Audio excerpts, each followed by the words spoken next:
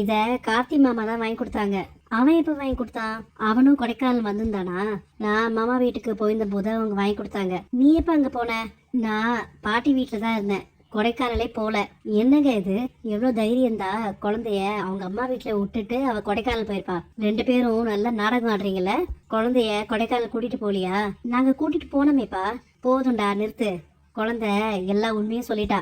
குழந்தைய அம்மா வீட்டுல தானே விட்டுட்டு போனீங்க, அவளை இங்க விட்டுட்டு போயிருக்கலாம்ல, நாங்க பாத்துருப்போமே. நான் ஃபோன் பண்ணும்போதெல்லாம் என்னெல்லாம் போய் சொன்னீங்க, இங்க இருக்கா அவங்க ரூம்ல இருக்கான்னு. எல்லாம் சேர்ந்து நாடகம் ஆடுறீங்களே. நீ உங்க அம்மா வீட்டுக்கு போறதே எங்களுக்கு பிடிக்காது, இதுல குழந்தைய வேற அங்க கொண்டு போய் விட்டுருக்கியா? பெரியவங்களுக்கு இந்த வீட்டுல அவ்வளவுதான் மரியாதைல.